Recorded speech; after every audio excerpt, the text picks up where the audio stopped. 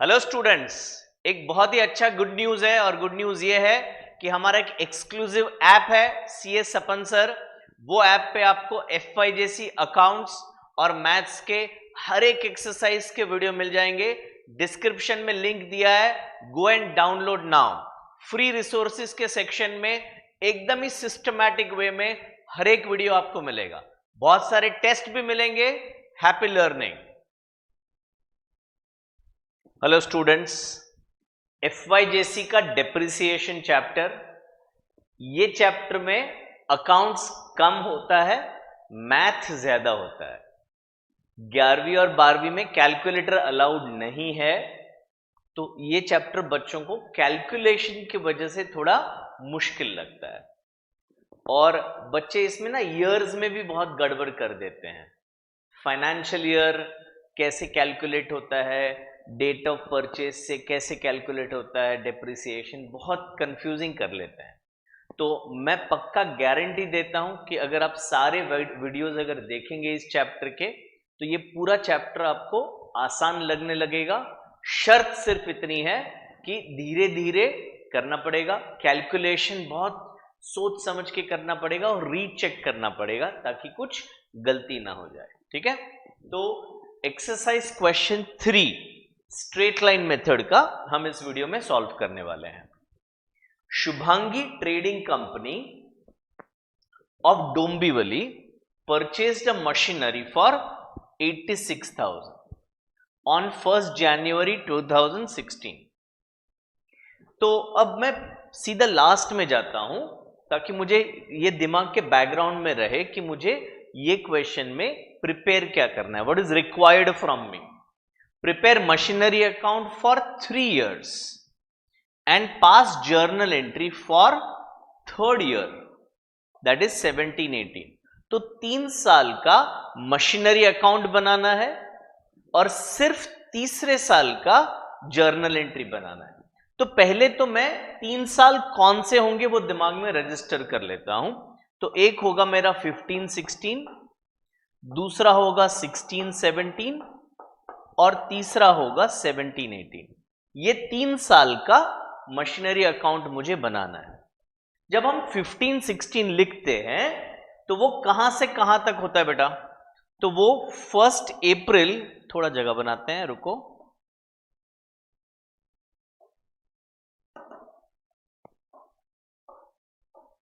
तो ये 1st April 15 से लेकर 31st March 16 तक होता है। जब हम 16-17 कहते हैं तो 1st April 16 से 31st March 17 होता है, और जब हम 17-18 कहते हैं तो 1st April 17 से 31st March 18 होता है। तो ये जो पीरियड है ना, वो दिमाग में रजिस्टर करना बहुत बहुत बहुत जरूरी है। ठीक है, ताकि ये पता चले कि ये जो खरीदा है 1st January 16 को, वो कौन से साल में खरीदा है। अब बच्चे क्या मिस्टेक करते हैं, 1st January 16 जैसे पढ़ लेते हैं, वो बोलते हैं 16-17 में खरीदा, तो यहीं पे गड़बड़ होती है। इधर कैलेंडर ईयर नहीं देखना है, हमें फाइनेंशियल ईयर देखना है। तो ये जो डेट है 1st January 16, वो इस पीरियड में आने वाला है। देखो 15-16 कहां पे खत्म होता है? 15-16 खत्म होता है 31st March 16 को, और 31st March 16 के पहले 1st January 16 आता है ना। तो ये क्वेश्चन में हम ऐसे टाइमलाइन बनाने वाले हैं, और ये जो टाइमलाइन है वो क्वेश्चन का सबसे इंपॉर्टेंट पार्ट है। मैं बाद में बनाऊंगा, पहले पूरा सम पढ़ लेता हूं। तो 1st January को खरीदा and immediately spent 4,000 for its fixation and erection. उसको इंस्टॉल करने के लिए 4,000 रुपए का खर्चा किया। तो अकाउंटिंग स्टैंडर्ड 10 के हिसाब से, AS 10 बोलते हैं, जो institute of chartered accountants of India ने बनाया है, इसमें कहा गया है कि कोई भी फिक्स्ड एसेट अगर आप खरीदते हो तो उसको खरीदने का खर्चा, खरीद के हमारी ऑफिस या फैक्ट्री तक लाने का खर्चा, उसके बाद उसको इंस्टॉल करने का खर्चा, सारा खर्चा फिक्स्ड एसेट अकाउंट में जाना चाहिए। जब तक उसको यूज नहीं करते, यूज करने के लिए स्टार्ट करने के पहले जो भी खर्चे होते हैं सब एसेट अकाउंट में डेबिट होने चाहिए। तो यानी एसेट में ये सोचूंगा कि मैंने 90,000 में खरीदा, 86 प्लस 4 90,000 में मैंने एसेट खरीदा, ना कि 86,000। ठीक है, okay. On 1 October 16 additional machinery costing 40,000 was purchased. तो ये दूसरा मशीनरी खरीदा हमने, ये 1 October 16 को खरीदा है, वो ये पीरियड में आएगा। अक्टूबर 16 will come in 16-17। On 1 October 17, अब ये इधर आता है 17-18 में। The machinery purchased on 1 January 16 became obsolete, यानी आउट ऑफ फैशन हो गया, आउट ऑफ रिक्वायरमेंट। वो मशीन जिस काम की थी वो अभी काम की नहीं रही, एंड वॉज सोल्ड फॉर 70,000। तो ये जो पहला मशीन हमने खरीदा था 1 January 16 को, जो मशीन खरीदा था वो हमने 1 October 17 को बेच दिया। ठीक है, and on 1 July 17 a new machine was purchased for 45,000। Depreciation was provided annually on 31st March at the rate 12% per annum on fixed installment method। इसका दूसरा नाम है स्ट्रेट लाइन मेथड, SLM या फिक्स्ड इंस्टॉलमेंट। तो अभी धीरे धीरे सम करते हैं। सबसे पहले हम टाइमलाइन बनाएंगे। टाइमलाइन यानी कब क्या खरीदा और मुझे डिप्रिसिएशन कौन से पीरियड का कैलकुलेट करना है। ठीक है, अभी आप प्रिंट आउट क्वेश्चन आपके सामने रखिएगा, मैंने भी क्वेश्चन का प्रिंट आउट लेकर रखा है सो दैट हमको ज्यादा बैक एंड फोर्थ ना करना पड़े। तो पहला मशीन हमने कब खरीदा?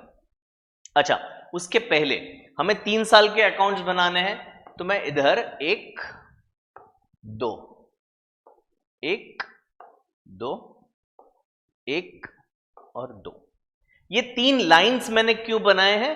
क्योंकि 3 अलग अलग मशीनरी है, और ये जो डॉट्स किए हैं ये पूरे लाइन को मैंने 3 पार्ट में डिवाइड कर दिया है। तो जो पहला है वो मेरा ईयर होगा 15-16, फिर 16-17 और फिर 17-18। तो 15-16 स्टार्ट कब होगा बेटा? 1 April 15 को स्टार्ट होगा, 31 March 16 को खत्म होगा, 31 March 17 को खत्म होगा और 31 March 18 को खत्म होगा। ये थोड़ा जड़िया हो गया है, इसको थोड़ा पतला करते हैं। आजा बेटा, चलो ठीक है। हाँ, तो अब ये पहला साल, ये दूसरा साल, ये तीसरा साल, और ये 3 अलग अलग मशीन। तो पहला वाला मशीन कब खरीदा बेटा? ये पीरियड में या ये पीरियड में? डेट्स ध्यान देना, 1 January 16 को खरीदा है, यानी इसके पहले हुआ तो मैंने इधर लिखा 1 January 16। बहुत पतला हो गया नहीं? थोड़ा जड़िया बना देते हैं इसको, थोड़ा जड़िया चलना बेटा। अब शायद बहुत जड़िया हो गया। ठीक है, चलो 1 January 16 को खरीदा। तो ये जो पहला साल है उसमें कितने महीने हमने उस मशीन को यूज किया होगा? जैन, फेब और मार्च। देखो, पीरियड कैलकुलेट करना बहुत जरूरी है, नहीं तो कैलकुलेशन में बहुत बड़ी बड़ी मिस्टेक कर दोगे। तो जैन, फेब और मार्च 3 महीने हम डेप्रिसिएशन कैलकुलेट करेंगे। ठीक है, फिर इस मशीन का ही सोचते हैं क्या हुआ। ये वाला 1 January वाला मशीन हमने बेचा है। कब बेचा है? 1 October 17 को बेचा है। तो 1 October 17 कहां पे आएगा? सर इधर बीच में आएगा, 1 October 17। तो 1 October को हमने बेच दिया। तो ये जो साल है उसमें कितने महीने यूज किया? अप्रैल, मई, जून, जुलाई, अगस्त, सितंबर। अक्टूबर नहीं गिनना है क्योंकि अक्टूबर में उसको हमने सेल कर दिया है। तो ये साल में हमने इसको 6 महीने यूज किया, अप्रैल से लेके सितंबर तक। और ये जो साल है इसमें पूरे 12 महीने यूज किया। ठीक है, यहां पे उसको हमने बेच दिया तो सेलिंग प्राइस हो गया आपका 70,000।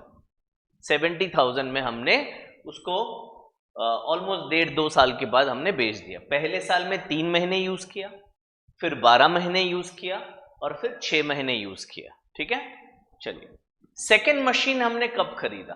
1 अक्टूबर 16 को खरीदा। अब आप बताइए 1 अक्टूबर 16 ये साल में या ये साल में? कौन से साल में आएगा? You are right, second year में आएगा। इधर 1 अक्टूबर 16 को हमने खरीदा। कितने में खरीदा भाई? इसको हमने खरीदा है 40,000 में, 40,000 में खरीदा है। तो 1 अक्टूबर 16 से 31 मार्च 17 कितने महीने होते हैं? अक्टूबर, नवंबर, दिसंबर, जनवरी, फरवरी और मार्च, यानी 6 महीने ये जो एसेट है वो हमने यूज किया। उसके बाद क्या इसको बेच दिया? क्या नहीं बेचा। इस पीरियड में हमने 12 महीने यूज किया। तो ये जो सेकेंड मशीन है वो 1 अक्टूबर 16 को खरीदा और उसको एंड तक हमने यूज किया है। तो पहले साल में 6 महीना, दूसरे साल में 12 महीना। ठीक है, उसके बाद क्या हुआ?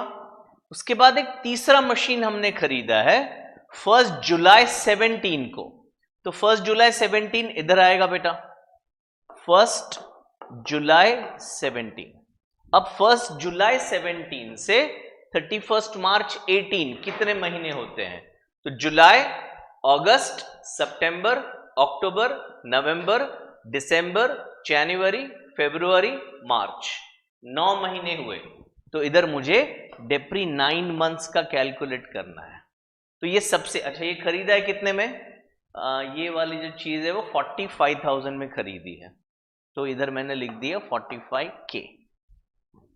तो पहला मशीन बेच दिया, दूसरा मशीन रखा हुआ है, तीसरा मशीन भी रखा हुआ है। ये एक बेस हुआ, टाइमलाइन, इसके बेसिस के ऊपर पूरा सम होने वाला है। आई रिक्वेस्ट यू कि इसमें ज्यादा टाइम दीजिए। अगर ये गलत तो पूरा कैलकुलेशन गलत होने वाला है। ओके, अब मैंने ऐसे 3 कॉलम्स बना के रखे हैं, मशीन 1, मशीन 2 और मशीन 3। ये एक वर्किंग नोट है, तो मैं सिस्टमैटिकली करूंगा, पर ज्यादा डिटेल्स लिखने की जरूरत नहीं है, मेरी समझ के लिए है ये। ओके, मैं एक एक मशीन का कैलकुलेशन करते जाऊंगा। ये थोड़ा पतला करने की कोशिश करता हूं। हाँ, अब ठीक है शायद। हाँ, तो अभी मैं पहले मशीन पे जाता हूं। 1 जनवरी 16, 1/1/16 ओसी। ओसी यानी क्या? Original cost.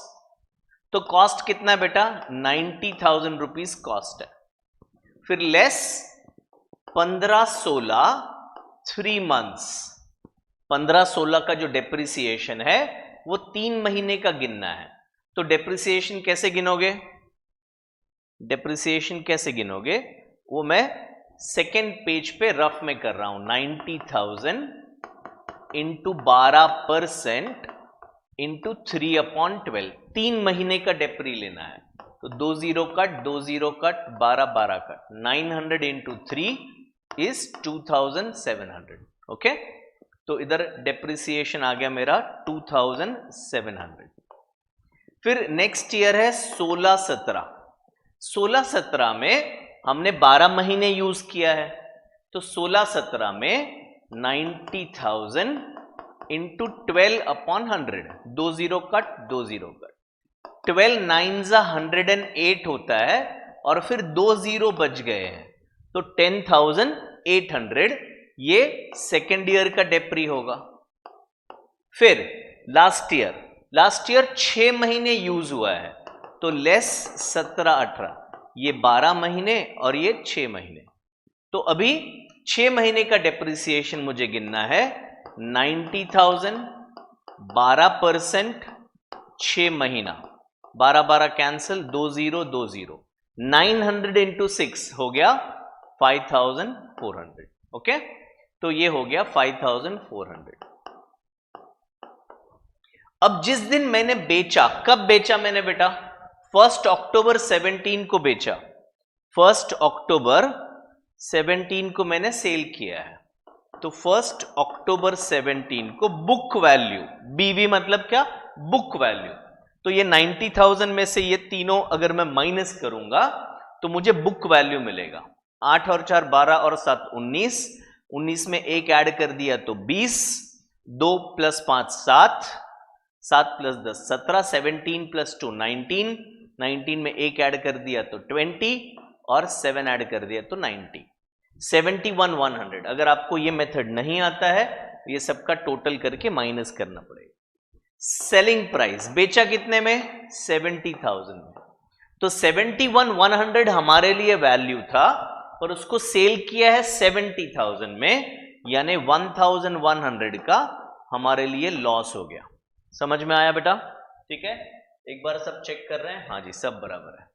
अब सेकेंड मशीन 1 अक्टूबर 16 को खरीदा, 1 अक्टूबर 16 को। ओरिजिनल कॉस्ट 40,000,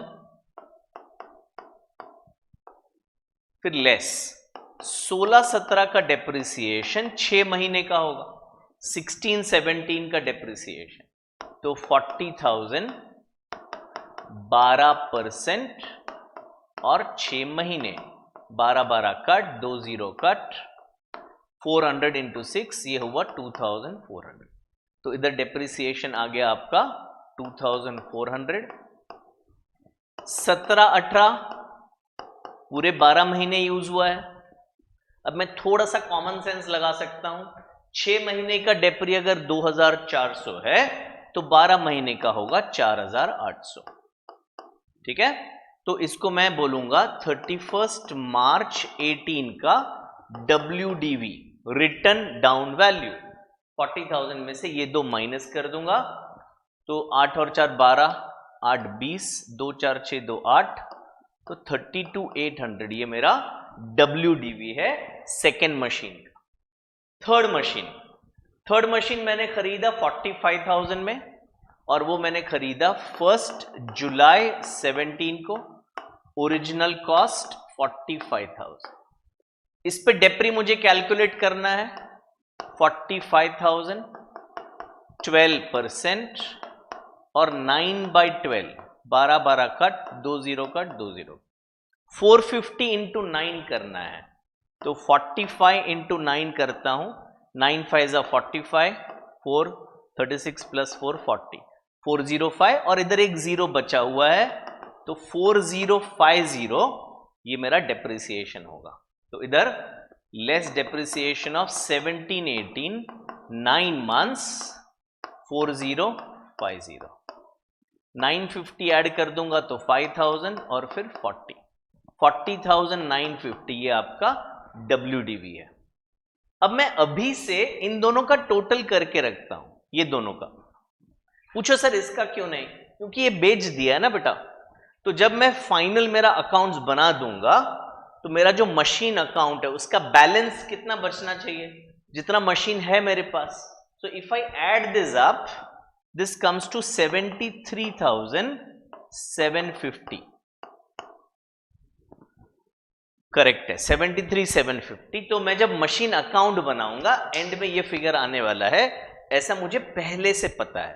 तो ये हमने वर्किंग नोट बना दिया डेप्रिसिएशन के कैलकुलेशन का। अब हमें क्या करना है? अब एकदम सिंपल सा काम करना है जो है लेजर अकाउंट बनाने का। ठीक है, तो आइए, ये हमारा बेस है, ये हमारा बेस है, इसके बेसिस पे हम लेजर अकाउंट बनाने वाले हैं। तो एक काम करते हैं, ये पेज को जरा मैं बीच में से हटा देता हूं। कौन से पेज को? ये जो वर्किंग का पेज है ना, उसको मैं बीच में से हटा देता हूं, ये हमने ऊपर डाल दिया। ठीक, तो अभी हम आ जाते हैं जल्दी से, ये आ गए इधर, ये लेजर अकाउंट बना दिया। In the books of Shubhangi trading company, in the books of Shubhangi trading company क्या बनाने का है बेटा? मशीनरी अकाउंट बनाना है, मशीनरी अकाउंट। तो मैं डेट का कॉलम इधर बनाना भूल गया हूं, मैं डेट लिख दूंगा, आपको डेट का कॉलम बनाना है। ठीक है, तो 2016 January 1 to cash bank account. कितने में खरीदा आपने? 86,000 में खरीदा। अच्छा, उसी दिन आपने इसको इंस्टॉल भी किया टू कैश बैंक 4,000। काफी बच्चे पूछते हैं कि सर ये दोनों साथ में नहीं लिख सकते हो, नहीं लिख सकते, उसको अलग अलग लिखना है आपको, क्योंकि ये दो अलग अलग ट्रांजैक्शन है। अकाउंट्स में जितने ट्रांजैक्शन होते हैं सबकी एंट्रीज अलग अलग की जाती है, ठीक है।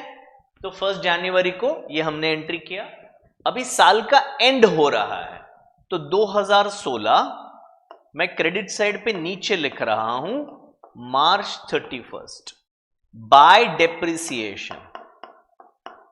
Depreciation account. तो पहले साल का डेप्रिसिएशन सिर्फ ये है, देखो 15-16 2700। तो मैं एक दूसरा कलर का पेन लेता हूं, शायद ये, तो ये हो गया 2700, इसको टिक कर दिया मैंने। तो अब क्या करूं, टिक तो कर दिया, अभी इसका पोस्टिंग करना है। तो डेप्रिसिएशन इधर आ जाएगा 2000, अरे रे पेन चेंज करो बेटा, येलो करो, येलो,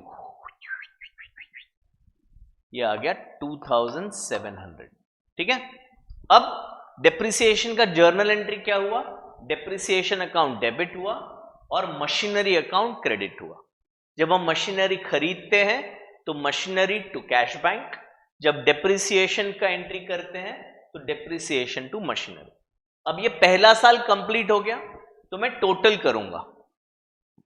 करूंगा, ये डबल लाइन किया मैंने, डेबिट साइड का टोटल है 90,000, ये सेम टोटल मैंने यहां लिख दिया 90,000, और बैलेंस अगर मैं निकाल दूं तो ये 3000 हुआ और ये हुआ 87। इसको मैं सर्कल कर दूंगा और मैं यहां लिखूंगा बाय बैलेंस कैरीड डाउन, ठीक है। 87,300 का बैलेंस आया, ओके। अभी बच्चे यहां पे मिस्टेक करते हैं। 31 मार्च 2016 को अगर आप सो जाते हैं, अगले दिन सुबह उठते हैं, तो डेट क्या होगा, डेट होगा 1 अप्रैल 2016। नेक्स्ट ईयर इधर कैलेंडर ईयर नहीं है, मैंने देखा है बच्चों को यहां पे मिस्टेक करते हुए। इसके बाद का डेट लिखेंगे 2017, अरे नहीं रे बाबा, पूरा एक साल खा गए आप। मतलब आप सोचो 1 मार्च 16 को सोए और एक साल बाद उठे आप 1 अप्रैल 17 को, नहीं ना बेटा। नेक्स्ट डे क्या होगा, तो 2017 नहीं होगा, 2016 होगा, मैं भी गलती कर रहा था, 2016 ही होगा, अप्रैल 1, और इधर लिखेंगे to balance brought down, that is 87,300, ठीक है बेटा, ओके। अभी सेकेंड ईयर में कुछ खरीदा क्या आपने, हाँ सर सेकेंड ईयर में ये खरीदा है 40,000 में। कब खरीदा है, अक्टूबर में, तो इधर आ गया अक्टूबर 1 टू कैश बैंक अकाउंट 40,000, 1 अक्टूबर को खरीदा, ठीक है। अब आ जाते हैं वापस इधर, तो सेकेंड ईयर में और कुछ हुआ है, नहीं हुआ है, तो सेकेंड ईयर का डेप्रिसिएशन लेंगे। डेप्रिसिएशन कितना होगा, 16-17 का लेना है, तो ये 10,800 और ये 2,400, दोनों को ऐड करना पड़ेगा। तो 10,000 और 2,000 हो गया 12,000, 800 एंड 400 हो गया 1200, 12,000 प्लस 1200 हुआ 13,200। 16-17 जो हमारा साल है, 16-17 उसका टोटल डेप्रिसिएशन हुआ 13,200, टोटल डेप्रिसिएशन। तो मैं इधर क्रेडिट साइड पे लिखता हूं, क्या लिखूंगा अभी, 2017 मार्च 31 बाय डेप्रिसिएशन अकाउंट 13,200। समझ में आ रहा है बेटा। और अभी टोटलिंग करूंगा मैं, ये हुआ 1,27,300, ये सेम टोटल मैंने यहां पर लिख दिया 1,27,300, और मैंने बैलेंस निकाला तो 1,14,100 बैलेंस आ रहा है, वो मैं इधर लिखूंगा बाय बैलेंस कैरीड डाउन, ठीक है। 1,27,300 माइनस 13,200 विल बी 1,14,100। यहां पे कैलकुलेशन आपको बहुत ध्यान से करना पड़ेगा, कैलकुलेशन में गड़बड़ कर दिया तो पूरा प्लान चौपट हो जाएगा, पूरा सम चौपट हो जाएगा। अभी नेक्स्ट ईयर आते हैं, तो next year 2017 April 1 to balance brought down. क्या बैलेंस आया बेटा?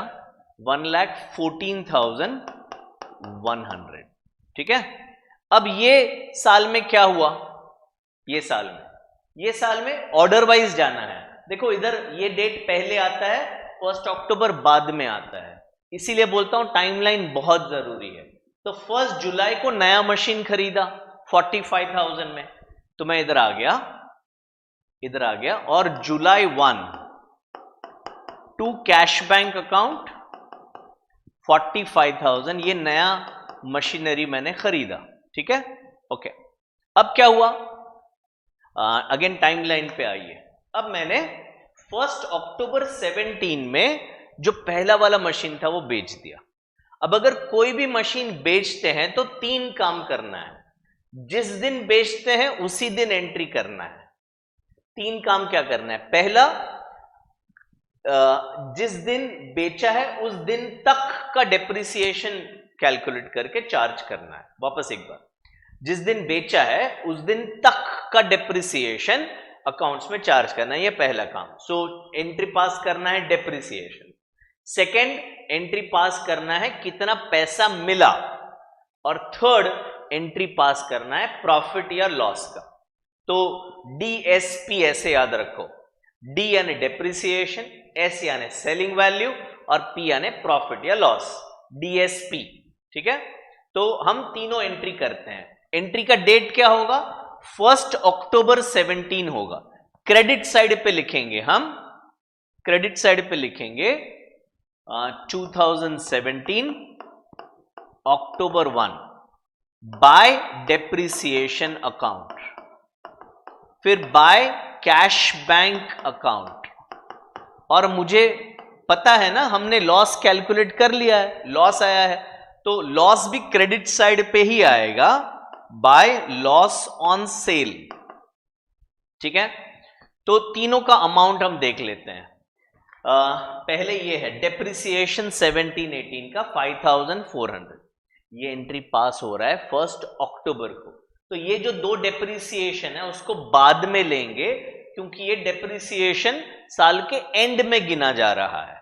ये डेप्रिसिएशन जिस दिन सेल हुआ उस दिन गिना जा रहा है। तीनों को साथ में नहीं लिख सकते हो। जब सेल किया है तब डेप्रिसिएशन का एंट्री करना है। तो 5,400 मैंने लिख दिया डेप्रिसिएशन 5,400। फिर मैं लिख दूंगा सेल वैल्यू विच इज 70,000, और अगर लॉस है तो क्रेडिट साइड पे लिखूंगा, अगर प्रॉफिट है तो डेबिट साइड पे आएगा, है ना। ऐसा क्यों, मैं समझाता हूं। लॉस कौन सा अकाउंट है? नॉमिनल। नॉमिनल का रूल है debit all expenses and losses. तो लॉस अकाउंट डेबिट होगा, ये लॉस अकाउंट नहीं है। ये कौन सा अकाउंट है? Machinery account. तो लॉस अकाउंट डेबिट होगा और मशीनरी अकाउंट क्रेडिट होगा। काफी बच्चे गड़बड़ करते हैं, लॉस डेबिट करना चाहिए तो इधर डेबिट में लिखते हैं, पर ये लॉस अकाउंट नहीं है ना बाबा, डेबिट होना चाहिए लॉस अकाउंट में। ये कौन सा अकाउंट है? Machinery account. तो मशीनरी अकाउंट में क्रेडिट में लिखेंगे लॉस ऑन सेल। ये सारी एंट्रीज जो होगी वो 1 अक्टूबर को होने वाली है। ठीक है बेटा, चलिए नेक्स्ट। अब ये डेट में कुछ और हुआ क्या? ये साल में कुछ और नहीं हुआ है। तो अभी 31 मार्च 18 आ गया और हम अभी डेप्री का एंट्री करेंगे। तो ये तो हम पहले ही कर चुके हैं। अब ये डेप्री बचा है 4,800 और 4,050। सो if I add this it is 8,850। तो मैं इधर लिखता हूं, अभी डेट चेंज होने वाला है, पहले अमाउंट लिख दूं ताकि गलत भूल ना जाऊं। 8,850। अब डेट चेंज हो रहा है बेटा, 2018 मार्च 31 बाय डेप्रिसिएशन अकाउंट। ठीक है, अब मैं डेबिट साइड का टोटल करूंगा। So this comes to 1,59,100।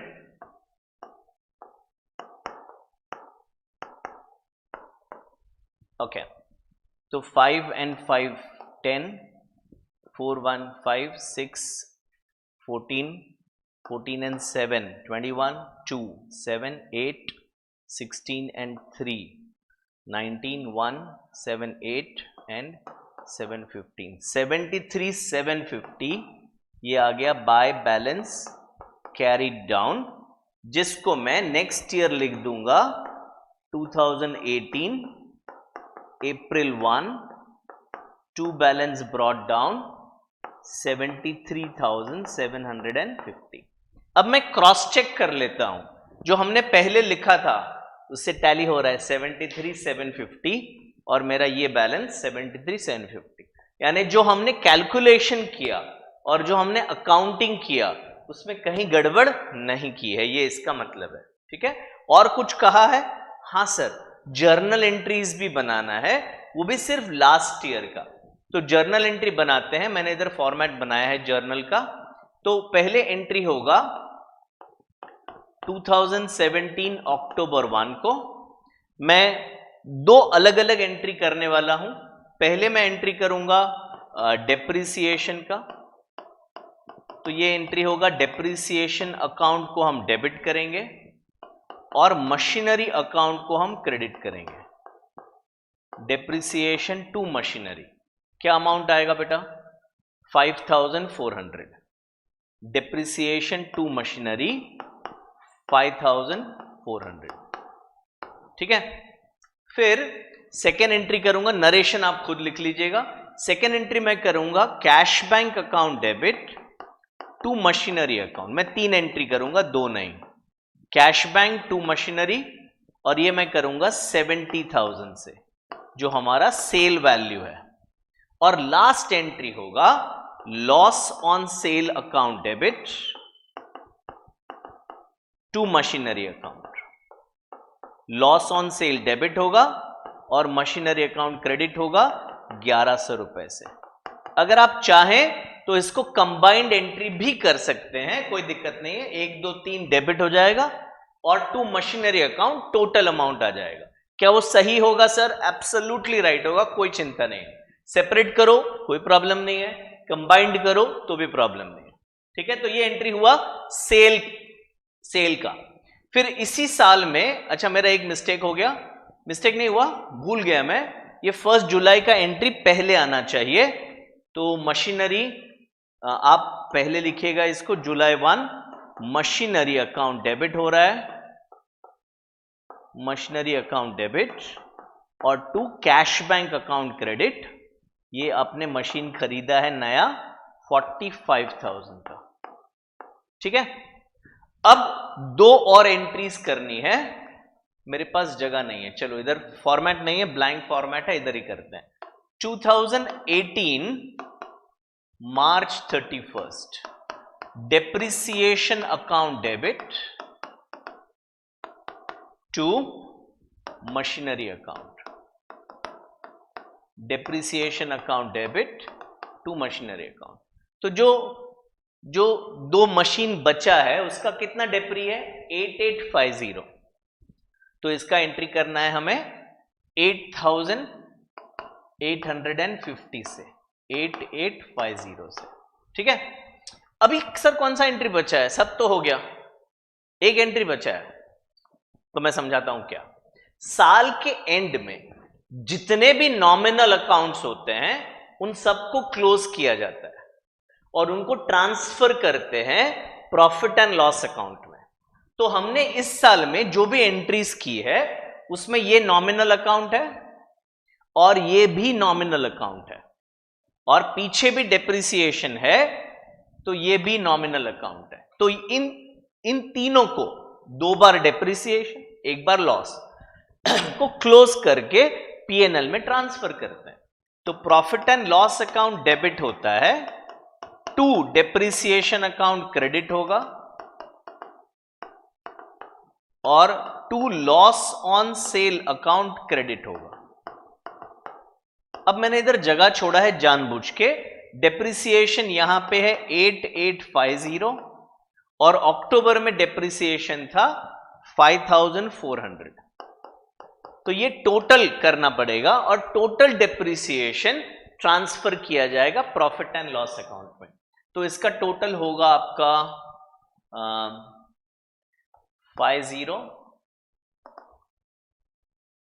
14,250 और लॉस था आपका 1100 का। इन दोनों का टोटल मैं पीएनएल में लिख दूंगा 15,350। ठीक है, तो ये हमारा क्वेश्चन नंबर 3 यहां पे कंप्लीट हुआ। आई नो थोड़ा लेंथी क्वेश्चन है, कैलकुलेशंस थोड़े ज्यादा हैं, हो सकता है मैं फास्ट गया हूं। अगर फास्ट गया हूं तो कमेंट में लिखिए सो दैट आई अंडरस्टैंड कि आपको समझ नहीं आया है, तो मैं नेक्स्ट क्वेश्चन में आपके फीडबैक के बेसिस पे थोड़ा स्लो हो जाऊंगा।